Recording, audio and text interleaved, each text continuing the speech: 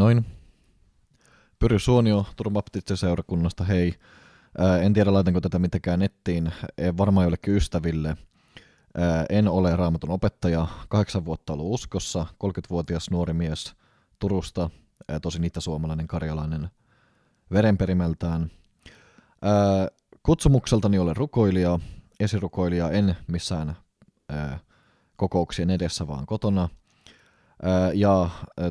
Mulla on tässä ajatuksia, en tiedä kestää ehkä puoli tuntia maksimissaan, mutta semmoista tajunnan virtaa, mitä mä oon oppinut opetuslapseutuksessa elämässä, myös Raamatusta, mutta tää ei ole mitään Raamatun opetusta, vaan tää on semmosia asioita, mitä mä oon oppinut, ja mä muistan, kun mä aloin rukoilemaan, niin mulle tuli mieleen se, kun Raamatussa lukee, että jumalattoma rukouskin on kauhistus. Siellä on opetuksia siitä, että on tää leski ja väärämielinen tuomari, eli rukouksen tästä jatkuvuudesta, sinnikkyydestä. Siellä on hengellä, rukoilkaa hengessä, taisi olla Efesolaiskirja, ja Jeesuskin rukoili, meni yksin erämaahan rukoilemaan. Tämä ei ole mikään semmoinen,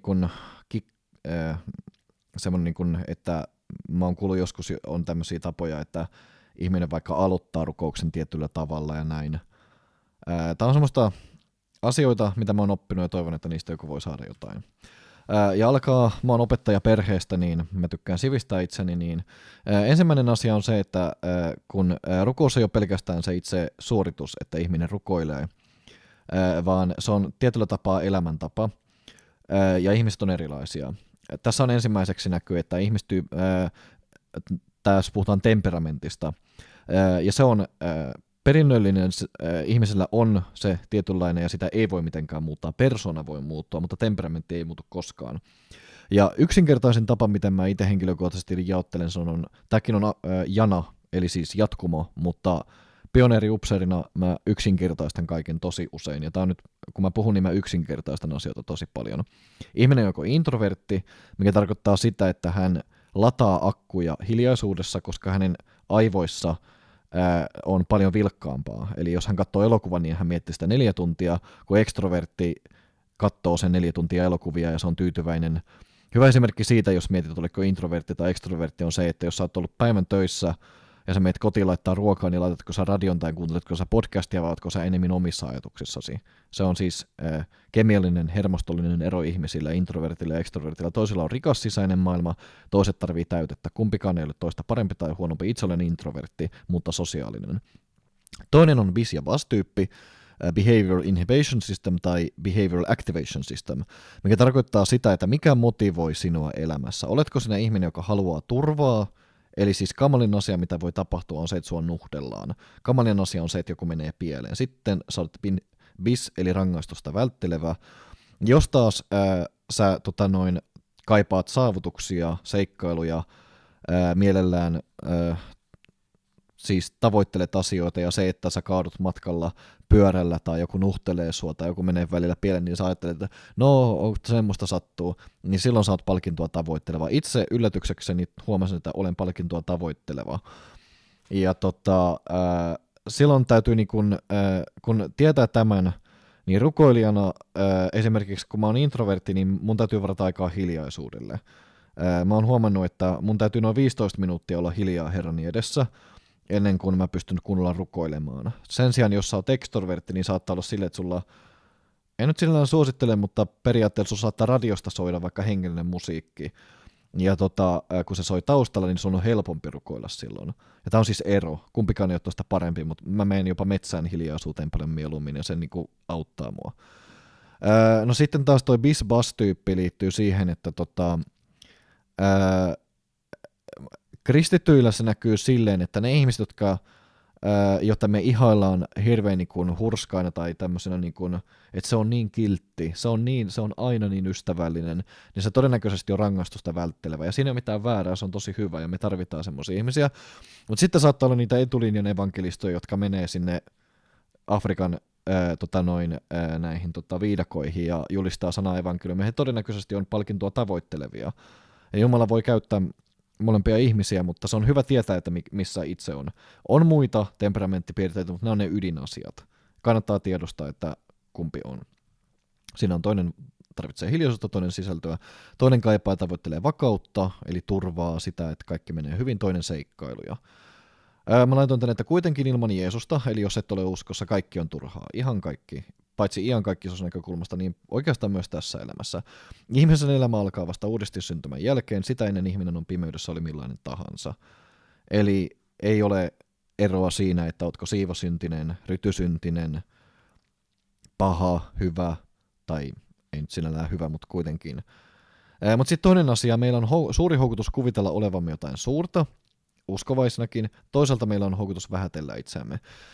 Nöyryys ei ole sitä, että mä vaikka sanon, että mä en ole mitään matomatkalainen, mitä näitä lauluja on. Mun natsoja, siis saavutuksia on se, että mä oon soittanut 10 vuotta viulua ennen uskoontuloa. Olen käynyt hyvin lukion, kirjoittanut 7 ainetta, mä oon aika sivistynyt, vaikka itse sanonkin. Ja mä oon myös pioneeri-upseerikoulutukseltani, en mikään sotasankari, mutta siis mulla on asioita, missä mä oon hyvä. Ja jos mä sanoisin, että mä en ole mitään, niin se olisi väärin. Mutta se ei tee musta mitenkään, niin kuin siis, mulla ei ole tietenkään oikeutta niin kuin vaikka lytätä jotain, joka ei ole käynyt armeijaa. Nöyryys on sitä, että tietää, millä asteikolla on milläkin mittarilla. Jumalan edessä ollaan kaikki tomua, se on totta. Mutta sitten kun puhutaan niin kuin hengellisestä elämästä, niin on siinäkin omia natsoja silleen, että mä esimerkiksi tiedän sen, että mä oon, vaikka itse sanonkin niin vahva rukoilija, mä oon silleen uskollinen rukoilija, mutta mä en ole vahva sanassa. Niin sekin on niin kuin nöyryyttä niin kuin ymmärtää, että missä mä oon vahva ja missä mä oon heikko. Onko mä aina napit vastakkain vanhimmiston kanssa vai onko mä aina se, josta sanotaan, että se on niin kuuliainen. Täytyy, siis se ei ole ylpeyttä, että tunnustaa, että jossain hyvä. Realismi on se niin kuin ydinsana siinä. Okei. Sitten me ollaan todennäköisesti, jos kuuntelet, että olet suomalainen, mutta me ollaan länsimaissa, joissa on peruskoulu, sosiaaliturva, perheet on melko vakaita, täällä ei ole kunniamurhia, on toki jumalattomuutta, mutta siis niin kuin, tavallaan kuka tahansa suomalainen, oli uskossa tai ei, niin hän voi rukoilla. Rukous on ihmisen ylivoimaisesti suurin etuoikeus, joka on jokaiselle avoin, mutta samalla ohitetuin etuoikeus. Me hyvin harvoin jaksetaan varata aikaa rukoukselle, vaikka se on ylivoimaisesti suurin etuoikeus. Nyt mä en tällä etuoikeudella tarkoita sitä, että se on etuoikeus sen takia, että mä voin rukoilla, että mä saisin niin sun auton itselleni. Ei vaan rukous on ihan siinä, kun voidaan ajatella, että urheilu, terve ruoka, musiikkiesitykset, ne on etuoikeuksia, ne ravitsee sielua. Aivan samalla tapaa rukous ravitsee sielua, mikä toinen ravitsee sielua on Raamattu. Maissa, joissa, no joo, mä en nyt lue mutta siis suomalainen, mä sain ensimmäisen Raamatun luterilaisessa perheessä on kasvanut, on nyt baptisti, mutta mä sain lasten Raamatun lapsena ja mä luin sitä lapsena. Ja mä sain ala-asteella ilmaiseksi Gideonilta pienen punaisen Raamatun Uuden testamentin.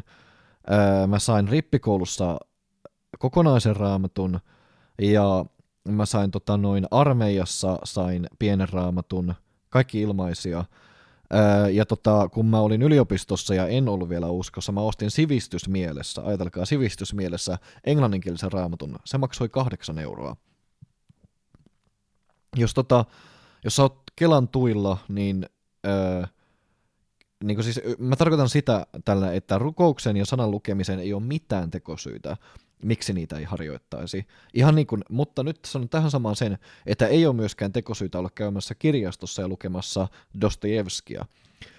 Ei ole tekosyytä käymättä lenkillä, sulla todennäköisesti on kengät ja vaatteet. Eli voisi sanoa, että oikeastaan, niin kuin, ja tämä vähän meneekin siihen, mutta periaatteessa ihmisellä, ellei ole joku ihan hirveä kriisi päällä, niin lähtökohtaisesti ei ole tekosyytä sille, miksi hän ei harjoittaisi rukouselämää, sanan tutkimiselämää, sivistyselämää ja urheiluelämää. Voi olla, että sulla ei ole ystäviä, voi olla, että sulla ei ole työpaikkaa, voi olla, että et osaa soittaa, itse soitan instrumentteja. Ja nyt mä sanoin, että mä oon aivan äärimmäisen saamaton ollut näissä asioissa, mutta mä oon tehnyt vähän sitä, mitä voin. Ja jotkut sanoo, että ei saisi ikinä antaa, mä oon ollut opettajana ja ollaan puhuttu siitä, että ei saisi koskaan sanoa, että kuinka paljon voi kirjoittaa essee-vastauksen, onko se yksi katkelma vai onko se 1 sivu vai 2 sivua, kyllä mun mielestä voi sanoa. Ja mun henkilökohtainen nyrkkisääntö on se, mikä tässä tulee, että itsensä hoitamiseen, joka sisältää sekä urheilun, sivistyksen, itsensä tutkimisen, hengellisen elämän, siis sen oman henkilökohtaisen hengellisen elämän, että myös lepoajan, minkä sanon myös, niin se on 3 tuntia päivässä. 1 tunti Jeesukselle sisältää ihan kaikki rukoukset ja sanan tutkimisen ja sen. 1 tunti omaan sivistykseen, se on puoli tuntia urheilua, 15, no se tulee siellä, ja sitten 1 tunti aivot narikkaan somea, Netflixiä tai jotain, ja kyllä sitä tarvitsee myös. Sitten tämä. Kristitty ei voi olla erokko, vaali seurakunta, perhe- ja kaverisuhteita. Henkilökohtaisesti en usko, että kristitty voi olla ilman seurakuntasuhdetta. Voi olla pelastettu, mutta mä oon oppinut tämän 8 vuoden aikana, ja mun suuri halu olisi tietyllä tapaa, etenkin alussa olla yksinäinen kristitty, koska se on niin helppoa. Mutta ensinnäkin Kristus on, siis toi seurakunta on niin valtava siunaus, siellä hioutuu, se antaa merkityksen, seurakuntaelämä, mutta myös perhe-elämä ja kaverisuhteet on tosi tärkeitä. Eli siis pitää huolta itsestä ja pitää huolta sosiaalista elämästä. En puhu siitä enempää nyt. Sitten tulee terve sydän. Tämä on tämmöistä mun omaa täynnävirtaa. Mikä on terve sydän? Terve sydän sekä kumartaa Herransa edessä, että nuhtelee alamaistaan. Terve sydän rakastaa ja vihaa. Terve sydän säälii ja halveksuu. Terve sydän jumaloi ja kakoo oksentaa. Terve sydän ahkeroi ja makoilee levossa. Mutta yksi on varma. Yhteen sydämeen mahtuu vain yksi Herra. Mitä tarkoittaa, että Jeesus on sydämen Herra? Onko se täydellinen kuuliaisuus? Mä muistetaan Raamatusta, jos te rakastatte minua, te pidätte minun sanani. Onko se täydellinen voimavaikutuksien alamaisuus, eli sitä, että Jumala niin kuin koskettaa sua ja sä oot muuttunut. Se on sitäkin. Vai täydellinen kiintymys Jeesuksen läsnäoloon? Se minulla on sinua vastaan, että olet hylännyt ensimmäisen rakkautesi ja tein niitä ensimmäisiä tekoja. No, tähän mä oon nyt laittanut tuohon, että se on sitä Jeesuksen läsnäoloa. Mä voisin name-dropata kaikkia ihmisiä, jotka on sanonut tälleen, mutta mä en tee sitä, koska siinä ei ole mitään mieltä. Mun mielestä paljon selkeämpää on katsoa se indikaattori. Indikaattori on hieno sana, joka tarkoittaa sitä, että jokin, joka ilmaisee asian tilaa. Eli mikä ilmaisee sen asian tilasta, että sulla on kukoistava sydän. Se on se, että sun luonne on paitsi muuttunut, niin muuttuu. Sun sosiaaliset suhteet kukoistaa, sä tuut toimeen sun perheen kanssa, uskovien ystävien kanssa, ja sitten sulla on Jumalasuhde. Meillä on yleensä semmoinen käsitys, että se Jumalasuhde on niinku se, että niinku Jumala muuttaa meitä ja sitten me muutetaan muita, mutta rakkauden kaksoiskäsky Jeesus sanoi selkeästi, että toinen yhtä tärkeä kuin tämä on rakasta lähimmäistä niin kuin itseäsi. Mä laitoin tuonne, että Martta moninaisia siinä huolisit, yksi on tarpeen, Maria on valinnut hylvään osan eikä sitä ottaa häneltä pois. Voit olla eri mieltä, mutta itse ajattelen jotenkin silleen, että kyse on suhteesta, ja ihminen voi olla äärimmäisen kuuliainen ja kylmä, tai ihminen voi olla äärimmäisen valtavan voimavaikutuksen alainen, mutta joko ei-kuuliainen tai sitten jotenkin niin kuin epäaito, niin itse koin omassa elämässäni niin, että semmoinen, se ei ole vain Jumalasuhdetta, vaan se on myös perhe ja seurakunta ja itse suhdetta, mutta kuitenkin. Jos kysyit, että mitä ihmettä, terve sydän rakastaa ja vihaa, älkää vihatko. Tämä tarkoittaa sitä, että terve sydän on aito ja alamainen, eli siis jos sä näet jotain ällöttävää, niin se oksettaa, kun sä näet jotain kaunista, se ihastuttaa. Elävä sydän on semmoinen, joka reagoi, ja se reagoi monella tavalla. Jos sä oot aina pehmeä ja aina kiltti, tai aina vihane ja aina tulikiven katkusta niin kuin huutoa se elämä, niin se on pysähtynyt johonkin tiettyyn tilaan se sun sydämesi. Ja sen takia mun mielestä terve sydän on semmoinen, joka on moninainen. Ihmiset, joita mä kunnioitan kaikista eniten, on semmoisia, että niissä näkyy yleensä se, että ne osaa olla sekä laupiaita että ankaria. Tämä on semmoinen asia, mikä herättää musta henkilökohtaisesti suurta kunnioitusta ja niin kuin luottamusta ihmiseen. Jos ihminen on aina laupias, niin se menettää arvonsa. Jos ihminen on aina ankara, niin se nostattaa vihaa sitä niin kuin tyranniaa kohtaan. Painako mä oikein? Okei, tämä on mun oma teoria. En ole lukenut mistään, mutta on itse oppinut. Siellä on kreikkalaista sanaa hedonia, mistä tulee hedon mielihyvä. Logos tarkoittaa järki. Thumos on ehkä outo sana. Sen voisi sanoa niin kuin zeal englanniksi, se on semmoinen palo.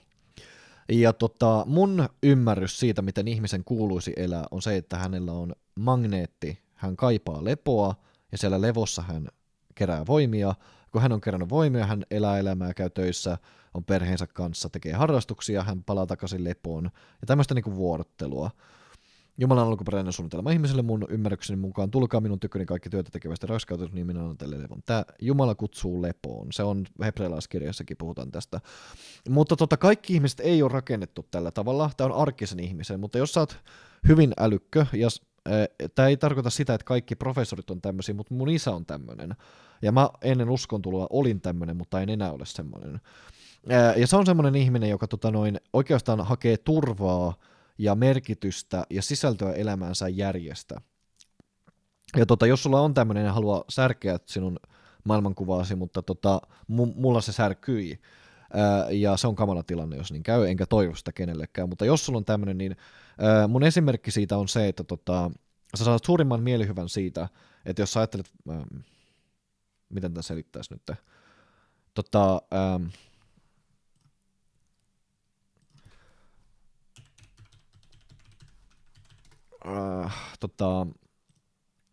vesimolekyyli. Sä ymmärrät, että vesimolekyyli on tämmöinen näin, mikkihiiri, niin sitten kun sä ymmärrät sen, no tuossa on oksonium ja okei, joo, siis kun vesi on vedessä, niin kun toi on plus, tää on protoni, ja tässä on vety ja vety, niin tänne kerääntyy negatiivinen varaus. Eli täällä on pikkasen miinusta ja täällä on pikkasen plussaa, vaikka se on tietyllä tapaa tasapainoinen. Niin se johtaa siihen, että noin miinukset tai sieltä se plusvatsa niin sanotusti saattaa nappasta tuolta ton yhden vetyatomin ja sinne tulee oksoniumioni ja hydroksidioni. Tämä on veden autotrofia. No minkä takia mä selitän jotain kemiaa nyt tässä näin rukoustunnilla? Niin se on se, että se ihminen, joka haluaa, siis just tällä tapaa, niin kuin mä oon tämmönen pikku älyniekka, niin se rakentaa semmoista verkkoa ympärilleen, joka selittää, miten asiat sen ympärillä tapahtuu. Nyt se huono asia tässä uskovaisen elämässä on se, että jos sä alat keräämään semmoista verkkoa sun ympärille, niin jos sä kohtaat yliluonnollista, nyt vaikkapa salama iskeytyy täällä mun kotona tuohon viereen, niin sä et voi selittää sitä järjellä. Ja se rikkoo sen kaavion, ja sä oot alaston, heikko ja haavoittuvainen. Maailman ihmiset tykkää tästä tosi paljon, yleensä, koska se on hyvin voimakas tapa, siis se antaa ihan oikeasti voimaa elämään, koska kun sä ymmärrät, se antaa mielihyvää ja se antaa voimaa, mutta se ongelma on se, että se on ikään kuin semmoinen niin kuin hämähäkkiverkko sun silmien edessä, joka ei sinällään ole valheellinen, mutta jos se kohtaa jonkun, joka rikkoo sen verkon, niin kaikki hajoaa niin kuin korttitalo maahan, ja mulle kävi tälleen uskon tulossa. Täällä onkin turvaa Herran kaikesta sydämesti, äläkä nojaa oman ymmärryksesi. Se suurin vaara ei mun mielestä ole siinä, että sä rakennat valheverkon, niinkin voi käydä. Ja mun ensimmäinen reaktio oppia elämään, kun mä tulin uskoon, oli se, että mä yritin Raamatusta rakentaa sen verkon, eli se opillinen verkko. Mutta sekään ei yleensä kannata, oikea oppi on tärkeää, mutta se niinku verkko aiheuttaa sen, että niinku, sä et pysty hengittämään tavallaan. Niinku, semmoista ihmistä on hirveän vaikea muuttaa johonkin suuntaan, joka on semmoisen verkon vanki. Sitten tulee vähän niin kuin semmoinen laatikko, jonka sisälle jää jumiin. No viimeinen on thumos, eli sielun särkyminen ja siitä käsin toiminen. Mitä ihmettä tämä merkitsee? Se merkitsee sitä, että kun ihminen kohtaa valtavan traumaattisen, se voi olla pienikin asia, mutta joka tapauksessa tulee jotain, joka järkyttää sen perusturvallisuutta. Tai se voi olla kumulatiivinen stressi, eli jatkuva stressi, aina vaan töitä, ja sitten niinku napsahtaa. Ja se on oikeastaan semmoinen asia, että se lepo, kun ihminen aluksi on niinku siinä, että hän on joko levon tai tiedon niinku suojaama, joko se lepo antaa semmoista rasvapeitteen tavallaan sydämelle, että nyt on hyvä olla, tai sitten tiedon verkko, niin kun se särkyy, niin ei ole mitään muuta jäljellä paljaana kuin oma sielu. Ja se sielu ikään kuin huutaa sen niin kuin rikki menneen ton kolon läpi, Ja se on reaktio mahdottomaan tilanteeseen. Se on se viimeinen failsafe, eli sä tavallaan niin kuin sun sisin ikään kuin huutaa sen murtuneen suojan läpi, ja sä oot ikään kuin semmoinen vuotava astia, joka märkii haavoissa. Mitä se oikeastaan tarkoittaa, niin tässä sulla on suoja, tässä sulla on suoja, tässä sulla ei ole suojaa. Tässä sun suoja on sun oma voima. Eli siis sä oot tilanteessa tässä tumoksessa, että kaikkeen ongelmaan joku haukkuu sua, sun täytyy mennä töihin, sun pitää tehdä jotain. Kaiken vastauksena on, mä hoidan sen, mä hoidan sen, mä hoidan sen. Ja sä pudistat tahdonvoimasta sen asian. Tumos on niinku tahdonvoimaa tietyllä tapaa. Ja se kuulostaa hirveän sankarimaiselta, mutta se on äärimmäisen raskasta. Ja mun ymmärtääkseni ihmisen tapa selvitä elämästä on joku näistä kolmesta. Oon itse käynyt kaikki kolme läpi. No okei, mitä me sitten tehdään tämän kanssa? Ainut vastaus on viipyä Jeesuksen jalkojen juuressa. Jos sä oot hedoniassa, eli sun suurin ilo on se, että sä pelaat videopelejä, juot kahvia, voi olla pahempiakin asioita, niin sun täytyy mennä Jeesuksen läsnäoloon, Jeesuksen jalkojen juureen, sekä rukouskokouksiin, seurakunnan kokouksiin, että kammiorukoukseen, nyt kammiorukoukseen, ei intercession, ei sitä anomusrukousta, vaan kammiorukoukseen. Jos sä oot aivoisi vanki, niin anna Jumalan Jeesuksen läsnäolon sulattaa ne verkot, että sä voit elää lämpimän sydämin turvassa. Ainut turva on Herra. Tumos, mä oon itse käynyt tämän 5 vuotta ollut tässä ainakin, ja oon kokenut sen, että Herra on tahtonut, että hän haluaa vetää mua nimenomaan sitomaan niitä haavoja.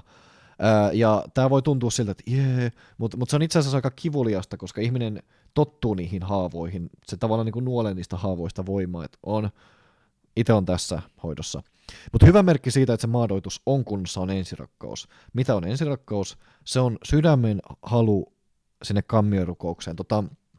Toi David Wilkerson, kun mä kuuntelin uskon alussa sitä, niin se sanoi silleen, että jos sä haluat tietää, että onko sulla ensirakkaus kunnossa, niin ensirakkaus on oikeastaan se, että sä haluaisit kaikista eniten, jos sun pitäisi valita, että kenen kanssa sä haluaisit viettää aikaa, niin aina on ykkösenä Jeesus, ja nimenomaan kammiorukouksessa. Ja mä muistan, että mulla kävi silleen, että mä olin mun sisarusten kanssa mökillä, ja mulle tuli semmoinen, ei vitsi, mulla on niin kurja olo, mä haluan olla Jeesuksen jalkojen juuressa.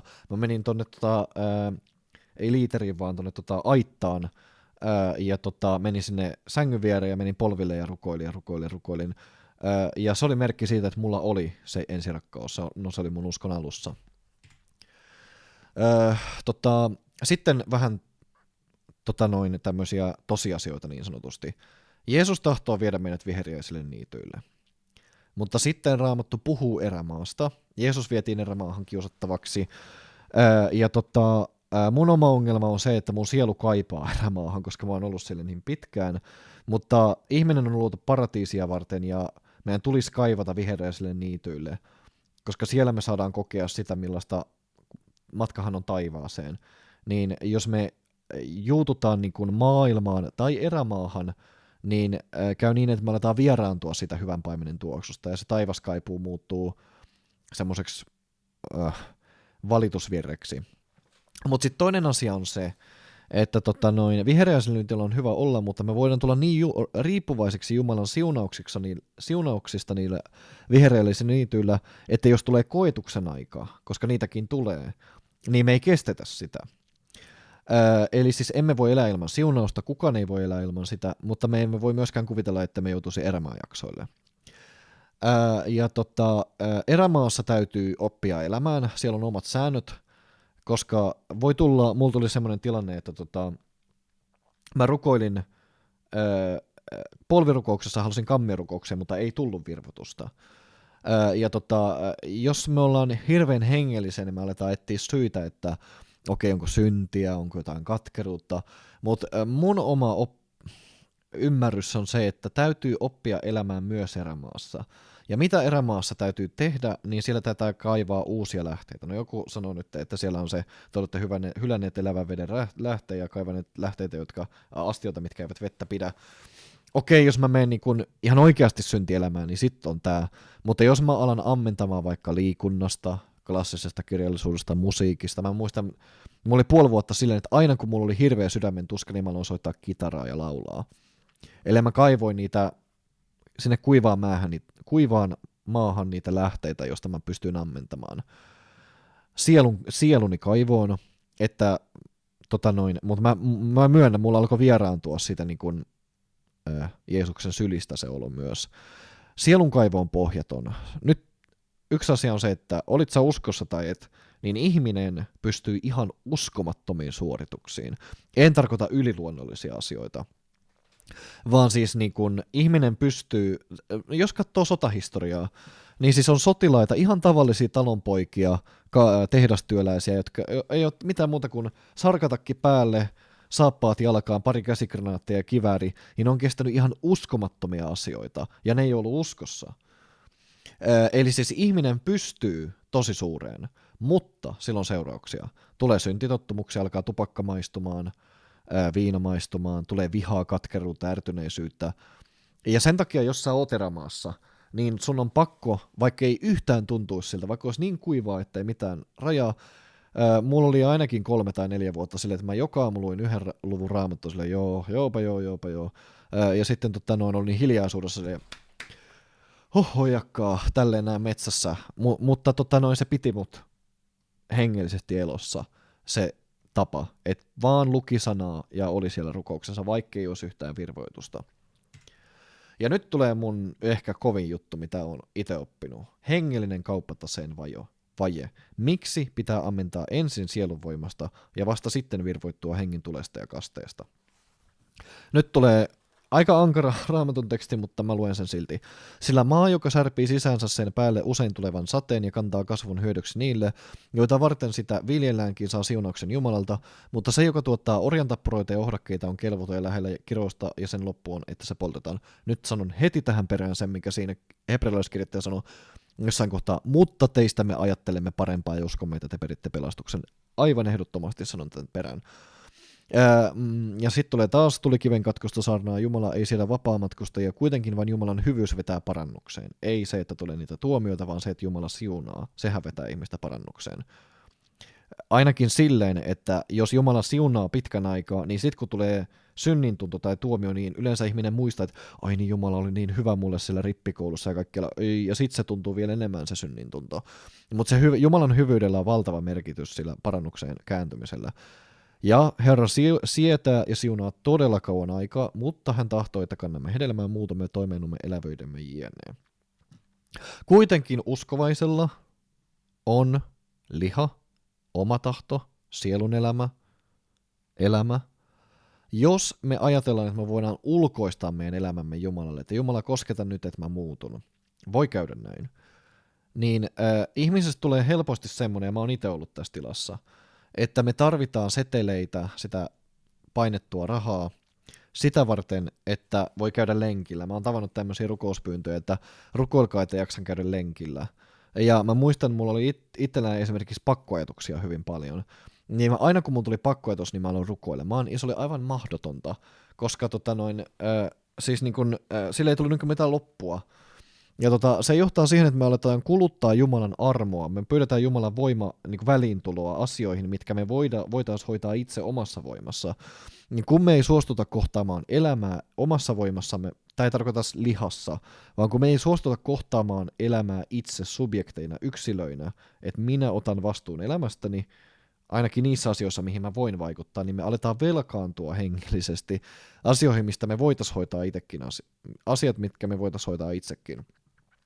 Sitten me ei kuitenkaan pystytä tuottamaan, me ei voida itsessään kantaa hedelmää, ja me niinku kulutetaan, ja meistä tulee mukavuuden haluisia, ja elämä alkaa sammua. Ja tässä on nyt kultaa, ja tässä on seteleitä. Mulle kulta, no en sano sitä, mutta siis niin kuin, tavallaan me voidaan sijoittaa asioihin, jotka on kestäviä, tai me voidaan sijoittaa asioihin, jotka on väliaikaisia. Ja jos mä nyt vaikka pyydän, että mä alan rukoilemaan joka aamu 5 minuuttia sitä, että mä saisin työpaikan, niin sehän on fiksu niin kuin pyyntö, koska mutta sitten jos tavallaan mä menen sinne työpaikalle, ja mä joka 5. minuutti rukoile, että auta, että mä selviän tästä, auta, että niin me tullaan niin riippuvaisiksi siitä niin kuin väliintuloista, että oikeastaan Jumala elää meidän elämää niin kuin meidän puolesta, ja se on ongelma. Tässä on esimerkki siitä vasemmasta ääripäästä, eli se, että ihminen ei pyydä Jumalaa. Tämä metsäläinen on täysin itsenäinen, hyvin vahva, mutta kuten ilmeisesti näkee, niin se on näivettynyt. Ja sitten toinen vaihtoehto oikeassa ääripäässä on se, että ihminen on, niin kuin se on itse tarkoitus, että ai että nyt oli voimakas hengen, ai että kun oli väkevä sana, ja se niin kuin se niin kuin funktio katoaa, se merkitys katoaa, se on se, että niin kuin on vaan hyvä olla, on itsetarkoitus. Tai sanotaanko nyt, että on semmoinen niin hengellinen virvoitus on tosi tärkeää, koska jos sitä ei ole, niin metsäläistyy ja erakoituu jo silleen, mutta jos ei ole mitään muuta kuin sitä virvoitusta, niin se menettää niin kuin merkityksensä. Nämä on mun omia sanoja, jotka voi kuulostaa jonkun mielestä tosi loukkaavilta, mutta olen itse keksinyt, ja nyt mä sanon, että mä oon itse ollut nämä kaikki. Mä oon itse ollut lakihenkinen, lihallinen, jooman, eli semmoinen sananmuurin taakse. Mä oon ollut kaikkea tätä. Ja yksi on Medusa-kristitty, joka on sitä, että se on niin riippuvainen hengistä kokemuksista, että, se ei että jos siltä otettaisiin niin kuin rukouselämä ja sana ja kaikki hengelliset videot ja laulut ja kaikki viikoksi pois, niin se olisi varmaan kuollut. Että se on niin riippuvainen niistä. Sitten toinen on jediritari, eli semmoinen, jonka persona ja luonne koostuu pelkästään hänen palvelustyöstään. Jos mä oon vaikka rukoilija, mä oon aina kaikkialla, joo herra kiitos, tai sellainen, että kaikkialla mä esiinnyn rukoilijana ja mä oon aina piirtelen kuvia itsestäni rukoilemassa ja se mun identiteetti on siinä rukouksessa, eikä siinä kuka mä olen, niin mä oon jediritari.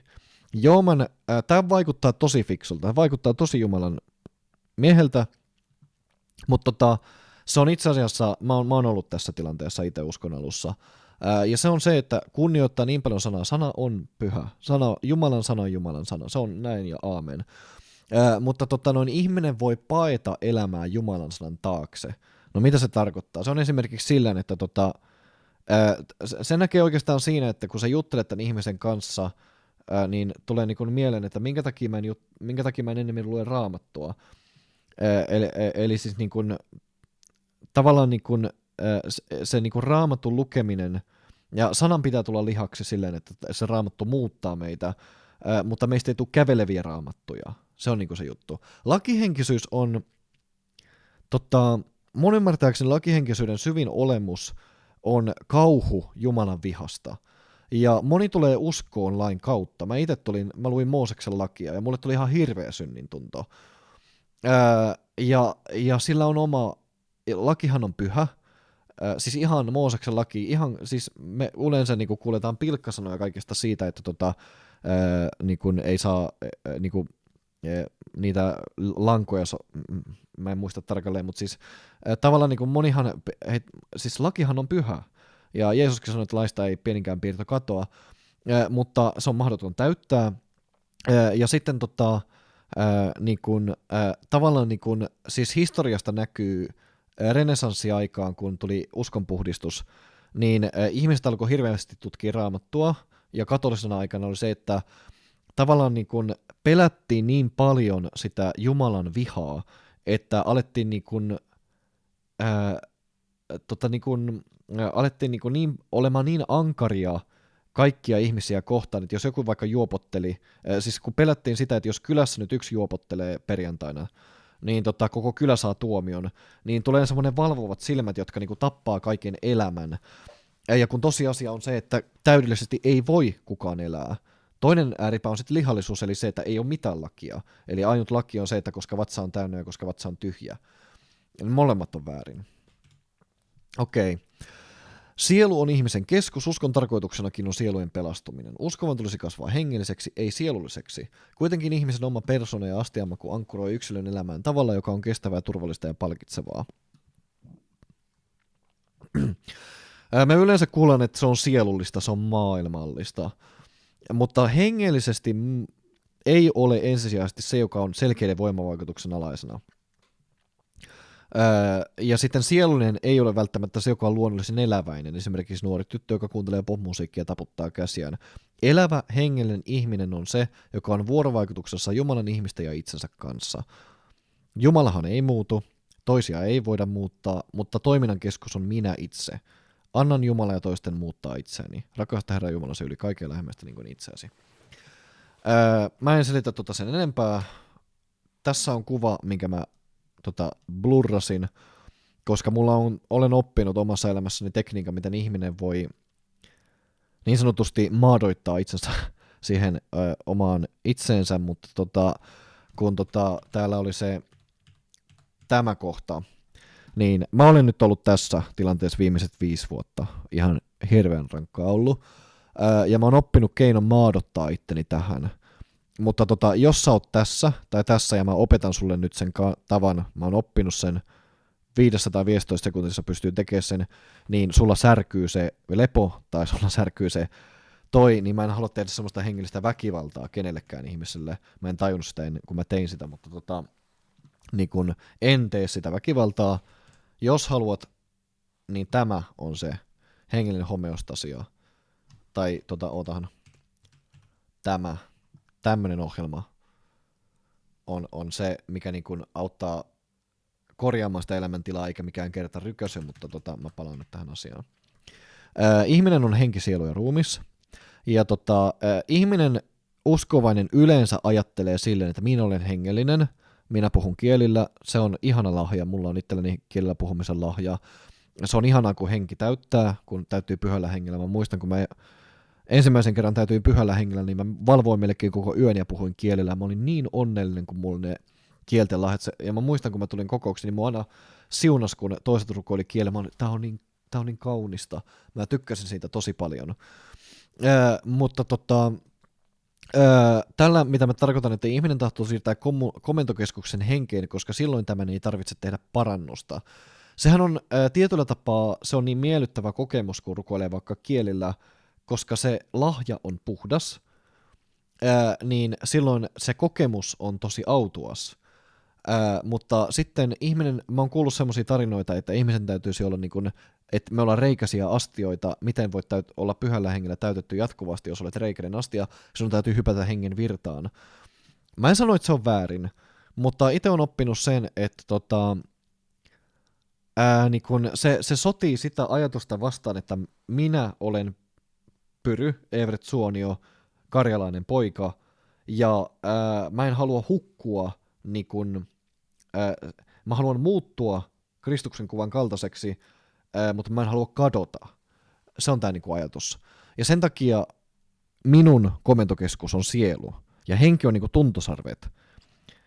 Pyhä henki avaa sanan kautta tai jonkun tilanteen kautta, että Pyry, sulla on tämmöinen ongelma, tai tää on hyvin, tai silleen, on dialogia, mutta ei ole niin kuin, mutta komentokeskus ei ole hengessä, koska jos se olisi, niin sehän tarkoittaa sitä, että mä olisin hengellinen robotti. Eli kiitos, se niin kuin mun persoona katoaisi. Ja Jumala on kuitenkin luonut mut sisintäni myöten ihan ainutlaatuiseksi ihmiseksi.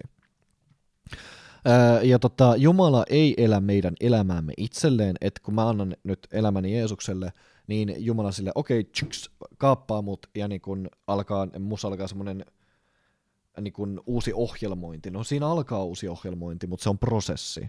Tietyllä tapaa kertalaakista, mutta tietyllä tapaa prosessi. Vaan meidät on kutsuttu, minun, Pyry Evert Suonion, pitää elää minun oma elämäni hänelle. Ja vasta kun mä oon itse saanut itteni jotenkin haltuuni, että tiedän, että okei, tää on nyt tässä, niin sen jälkeen mä voin alistaa sen oman elämäni Jeesuksen herruudelle.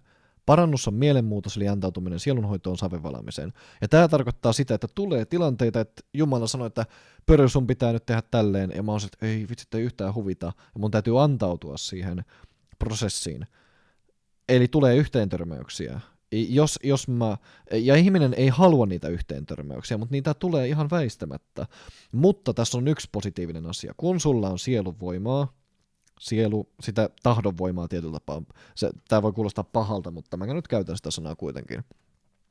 niin se paitsi mahdollistaa sen, että jos Jumala vaikka sanoo, että perussun täytyy käydä säännöllisesti seurakunnassa, niin mun täytyy itse kävellä sinne seurakuntaan. Mahdollistaa kuuliaisuuden, että mulla on tahdonvoimaa, mutta jos myös tulee tukkapöllyä, Pyrry, mitä ihmettä sä menit sanomaan sille sun siskollesi ja tälleen, ai että kun koskee, niin kun mulla on tahdonvoimaa, niin mä kestän paitsi sen kurituksen, niin mä voin myös oppia siitä. Seuraavan kerran, kun ajattelet, että sanoo jotain ikävää mun siskolle, niin ai niin se tuntui tosi pahalta, kun Herra nuhteli.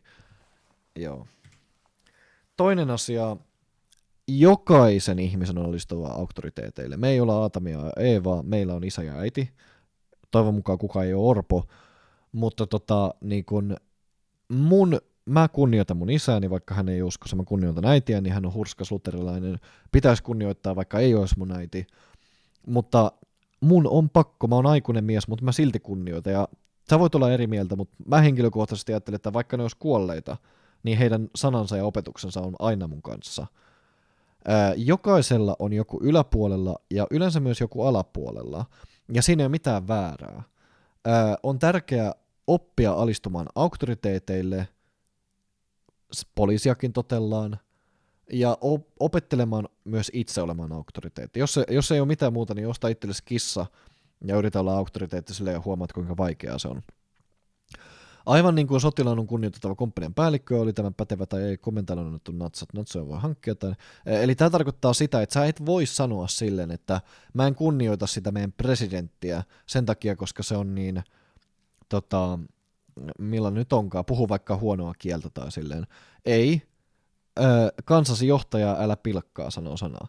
Sun on pakko kunnioittaa. Totta kai jos ne on jumalattomia, niin voi niinku itkeä Herran edessä, mutta mä en itse ymmärrä sitä, että miten sä voit kunnioittaa Jeesuksen herrautta, jos sä et pysty kunnioittaa ihmistä, jonka sä oot nähnyt. Jeesukselta, joo, mutta tää on mun henkilökohtainen mielipide, ja mun ydin niin jae tässä on se sadanpäämiehen sana, että minä olen itse käskyvallan alainen, sadanpäämies, Suomen armeijassa komppanian päällikkö voisi sanoa. Se on aika kova tyyppi. Olen itse käskyvallan alainen, ja minulla on alaisia, jotka ovat minun käskyvallan alaisia. Mun näkemys on se, että suurin osa ihmisistä on semmoiset, että niillä on aina joku yläpuolella, isä tai äiti, ja sitten alapuolella voi olla lapsia, tai silleen, mutta se tekee ihmisten sielulle todella hyvää antautua auktoriteeteille, ja opetella olemaan myös itse auktoriteetti. Tästä moni voi olla eri mieltä, mutta itse olen tätä mieltä. Mutta totta kai ennemmin tulee kunnioittaa Jumalaa kuin ihmisiä, se on totta, mutta se on hyvä selkäranka, että on auktoriteetti, tuntu auktoriteeteista. Sitten tässä siitä, että miten voi hyvin. Homeostasia tarkoittaa tasapainotilaa. Tämä ei ole sama kuin homeopatia, mikä on hörhöilyä, mutta siis homeostasia on ihan lääketieteellinen termi. Nämä on runollisia ilmauksia, on itse kuvaillut näin pieni liekki, joka on mehiläisvahalla voideltu, eli siis se sieluvoiman palo, jossa on hengen voitelua, tai astia, jossa on saven, eli minun Pyry Evertsuonion tai jonkun toisen Matti Möttösen maku ja hyvän paimenen tuoksu. Kun on viettänyt kammiorukoksessa hyvän paimenen kanssa, niin se tuoksu tarttuu. Rukous ja sana, leipää ja vettä, samoin kuin niiden puute vaikuttaa fyysiseen tilaan. Jos on liikaa, jos sun kaikki päivät, ja en nyt halua olla julma ketään vastaan, koska on itse ollut tässä tilassa uskon alussa, että sä kuuntelet saarnoja, kuuntelet hengellistä musiikkia, rukoilet, luet sanaa, jos ei ole töissä, niitä on hyvin mahdollista, tai jos olet töissä, niin koko ajan on Radio Patmos päällä. Eikä mulla sitä vastaan sinällään ole mitään, mutta siinä tapahtuu silleen, että kun on siinä hengen läsnäolossa hyvin paljon tai niin kuin kuluttaa paljon hengellistä sapuskaa, niin alkaa vettymään. Ja se johtaa siihen, että kun sä oot vaikka viikon, jos tulee tilanne, että sä et pysty jos nyt tulisi vaikka sota ja sut vetäisi vankilaan, ja sä et pystyisi, ja sitten aina kun yrittäisit rukoilla, niin sua pistettäisiin pistimellä selkään, että nyt loppui se rukoilu. Niin se tasapainotila, kun se on tottunut siihen hengellisyyteen, niin se voi tosi huonosti kuivassa erämaassa. Tämä voi viitata myös ottaa tänne näin, eli kun sä oot vihreysellä, niitä aikoja tulee, ne on hyviä aikoja, kun saa niin kuin mässyttää tai pupeltaa sitä niin kuin ruohoa, ja se on hirveän siunaavaa, mutta jos siihen tottuu liikaa, niin jos joutuu erämaahan, niin on tosi pulassa, ja mä oon käynyt tämän läpi omassa elämässäni. Sitten taas, jos etenkin tilanne, että sulla on kaikki mahdollisuudet, sulla on seurakuntayhteys, sulla on raamattu, ja sä et käytä sitä mahdollisuutta ruokkiaksesi sitten hengellisesti, niin keho alkaa kuivumaan. Eli koska se tyhjyys täyttyy jollain, tulee alkoholia, vääriä sivuja, tupakkaa, tai ihan mitä tahansa, mutta siis niin kun, ja sitten itse asiassa yksi asia on se, että jos sä onnistutkin välttää syntitottumukset, että sä et lankea syntiin, mutta sä oot kuiva, niin se alkaa näivettää. Eli siis niin kun on sisäisesti tosi kurja olla. Silleenkin voi käydä, eli sä kulutat hyvin vähän, sä et virvoitu, tai et löydä virvoitusta, mutta oot kuuliainen, niin se seuraa yleensä johtaa siihen, että sisäisesti alkaa olla tosi kurja. Ja sitten mulla kävi tää, ja kun mä menin seurakuntaan rukouskokoukseen, niin mä ajattelin, että nämä on niin penseitä, nämä on penseitä, ja se ei ole oikein. Eli tasapaino on se tärkeä juttu. Nyt jos huomaat, että oot jommassa kummassa ääripäässä, niin älä niinku tee missään nimessä radikaalia ratkaisua, vaikka sä olisit vettynyt tai vaikka sä olisit kuivunut. Kuivaan maahan ei voi kaataa tolkulla sitä vettä, koska sitten se maa menee huonoksi, ja jos sä oot vettynyt, niin jos sen imasee pois sen veden, niin sitten tapahtuu kamalia. Pitää pienin askelin tehdä muutos.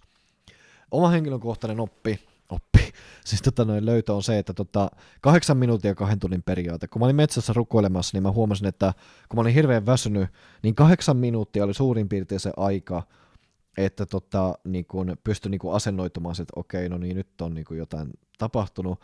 Ja sitten 2 tuntia oli se, että jos siitä niin kun jatko, niin se ei tee mielenterveydelle kauhean hyvää. Mä oon rukoillut hengessä 4 tuntia maksimissaan uskon alkuvaiheissa, ja se aika pitkiäkin aikoja, en mä niinku kiellä sitä, mutta niinku se monen kaivon sääntö, eli siis se, että jos sä haluat elää tasapainosta elämää, niin sun pitää ammentaa monesta kaivosta, ei pelkästään hengellisyydestä, vaan myös urheilusta, kirjallisuudesta, sosiaalisesta harrastuksesta, työstä. Jos olet semmonen, että oot vaikka pastori tai joku lähetystyöntekijä, niin en nyt missään nimessä sano, että elät väärin tai silleen, että jos on jatkuvasti hengellisessä työssä tai silleen, mä en ole itse ollut. Mutta itse olen oppinut sen, että mun mielenterveys ei kestä sitä, että jos mä vaikka, no tää liittyy siihen, että totta kai, että jos ihminen on vaikka täytyy pyhällä hengellä ja hän menee lähetystyöhön, niin kyllä mä uskon, että Jumala voi häntä kannatella pitkään, mutta sekin on kuluttavaa. Eli siis vaikka sä olisit vaikka sä olisit kun siis me ollaan saviastioita, niin vaikka siinä se tuli palaisi kovaa ja se olisi hengentulta, niin sekin kuluttaa ihmistä. Mä tiedän, on tavannut ihmisiä, jotka on ollut hengellisessä työssä, niin vaikka se on virvoittavaa, niin se on myös raskasta tietyllä tapaa. Niin ellei tämmöistä vaatimusta ole, niin yleensä kannattaa jaotella elämä sille, että ammentaa monesta lähteestä. Ja toi 8 minuuttia 2 tunnin sääntö on se, että tavallaan no, tää on semmoinen, minkä on itse oppinut, että jos on vaikka, mä olin 2 viikkoa ilman älylaitteita ja rukouksessa metsässä, niin mulle tuli semmoinen, mä kutsun tätä shamaanimoodiksi, ja tarkoittaa sitä, että intuitio nousee hyvin aktiiviseksi, ja sitten alkaa tulee semmoinen olo, että jos joku avaa älykännykän, niin se on joku taikakalu, tai silleen, että tää on tämmöinen oma sääntö itselleni, ota tai jätä, mutta itse pidän terveenä sitä, että ei enempää kuin 2 tuntia rukousta, ei enempää kuin 2 tuntia sanan lukemista, ei enempää kuin 2 tuntia saarnojen kuuntelemista per päivä. Joo. Kun kommentoiskeskus on sielussa, niin kuinka operoin? Rukousrutiinit. Se on mulla pitänyt mut järjessäni viimeisen 5 vuoden aikana ylivoimaisesti eniten. Se, että aina, mä en puhu tosta, koska siinä on toinen juttu, mutta ensinnäkin monipuolinen elämä, tää auttoi mua tosi paljon, ja sitten mä itse saarnaan tästä kaikille, ota tai jätä, ehdotan, että ostat itsellesi tyhmän puhelimen, maksaa ehkä 25 euroa, 5 euroa DNAlla maksaa 5 euroa kuukaudessa se, että on SIM-kortti, johon pystyy soittaa toinen SIM-kortti, eli 25 € ja 5 € kuukaudessa se, että saat puhelimen, siihen SIM-korttiin voit tallentaa siihen musiikkia, ja sitten älykännykkä, laita älykännykkä pois päältä, laita se sivutaskuun tuohon vyölle, ja käytä sitä vaan silloin, kun tarvii, ja muuten käytä tyhmää puhelinta. Voin luvata, että elämäsi muuttuu hyvin paljon. Huomio, en pidä älypuhelinta semmoisena, että siitä pitäisi luopua kokonaan. Mä katson jopa meemejä, kuuntelen YouTube-videoita ja kaikkea muuta, mutta kun se on kädenjatke, niin se on huono asia. Jos sulla on älykello, niin käytä, jos huvittaa, mutta mä itse luovuin sen käyttämisestä. Okei, tässä on Pyryn setti. Haluatko olla vahva uskovainen, ei tarvitse paljon hyvin vähän, mutta säännöllisesti päivittäin. Tätä mä oon harjoittanut 5 vuotta aika sääntillisesti, en täydellisesti, mutta kun mä olin maailmassa, niin mä harjoittelin erikoisjoukkojen urheilua, ja jos mä haluaisin vetää tämän ihan täysillä, niin jos haluat olla Yhdysvaltain erikoisjoukkojen parhaimpien joukkojen fyysisessä kunnossa, niin se vaatii 5 päivänä viikossa 30 minuuttia. En valehtele, mutta se on aivan äärimmäisen kova rääkki. Tässä on vähän sama idea. Okei, jos sä et halua olla erikoisjoukkokunnossa, niin ei tarvitse vetää superrääkkiä 30 minuuttia joka päivä, mutta tää on niinku se idea, että tässä on niinku ihan kaikki ydinasiat. Aamurutiinit. 1 luku raamattua, tää on niinku semmoista raamatulukua, että mä voin sanoa, että viimeisen 4 vuoden aikana en ole niinku sano mitään muuta oikeastaan tästä ensimmäisen luvun kuin sitä, että mä vaan luin sen. Se oli tosi kuivaa. Anomusrukoukset, tääkin on tosi kuivaa. Herra siunaa perhe, Herra vedä pelastukseen, Herra siunaa Israelia, mutta se on uskollisuuden osoitus. Voi tehdä muistiinpanoja, jos siltä tuntuu, ja se on hirveän tärkeä mun mielestä, että päivän aloittaa aina, että siunaa läheiset, siunaa päivän. Voi rukoilla, että Jumalan sotaasu tulee päälle. Mä rukoilin yleensä mikä tämä nyt onkaan, Isä meidän rukouksen ja sitten sotaasu päälle. Tämä on uskollisuuden osoitus oikeastaan enemmänkin kuin semmoinen niin kuin virvoitusta aamulla. Sitten oot töissä, teet mitä teetkin. 30 minuuttia liikuntaa päivässä ei ole mun mielestä liikaa vaadittu, ja jos sä haluat olla ihan siis niin kuin ihan järkyttävän hyvässä kunnossa, niin kuin mä sanoin erikoisjoukkokunnot on 30 minuuttia 5 päivässä täydellinen rääkki, eli voit olla ihan huippukunnossa sillä, että urheilet 30 minuuttia päivässä. Jos oot tosi huonossa kunnossa, niin kävele 15 minuuttia yhteen suuntaan, 15 minuuttia toiseen suuntaan. Sitten tulee tapa, se on hyvä. 15 minuuttia päiväkirjaa. Tätä en voi olla suosittelematta liikaa. Mä en ole pitänyt säännöllisesti päiväkirjaa, mutta säännöllisen epäsäännöllisesti viimeisen 6 vuoden aikana. Ja se on auttanut tosi paljon niin hengellisessä kuin ajallisessakin elämässä. Seuraa omaa tilaa, tulee hyviä ajatuksia, esseitä. Jos et ole hyvä kirjoittaja, niin kirjoita vaan sitä, että mitä oot tehnyt. Mutta suosittelen, että ota tapa, pitää 15 minuuttia päiväkirjaa. Kyllä, opettajaperheen lapsi sanoo ehdottomasti, että 15 minuuttia vähintään klassisen kirjallisuuden lukemista. Dostojevski, Tolstoi, jos pidät maailman asioita pahoina silleen, että loukkaa omaa tuntoa, niin yritä löytää jotain muuta kuin hengellistä kirjallisuutta. On semmoinen kiinalainen sananlasku, että koskaan on 2 sananlaskua. Ensimmäinen on se, että on parempi olla tekemättä mitään kuin tehdä jotain haitallista, ja toinen on se, että toinen on se, että et voi koskaan olla oppimatta jotain, kun avaat kirjan.